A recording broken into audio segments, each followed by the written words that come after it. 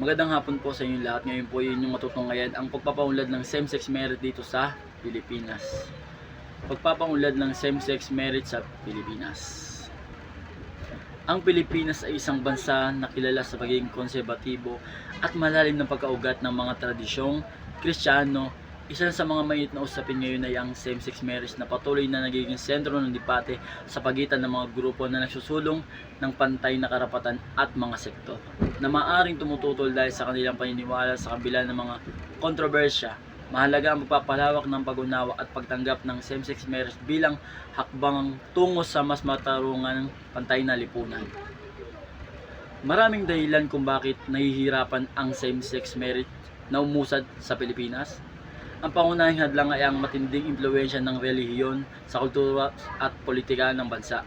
Maraming Pilipino ang naniniwala na ang kasal ay dapat lamang sa pagitan ng lalaki at babae.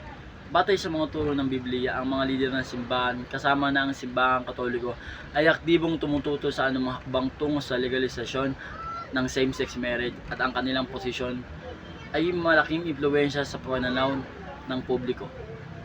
Bukod dito, ang mga batas ng Pilipinas, partikular na ang Family Code, ay malinaw na naglilimita sa kasal sa pagitan ng magkasulungat na kasarian.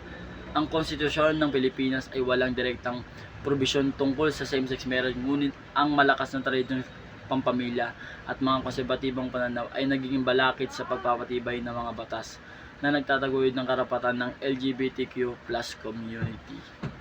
Yes.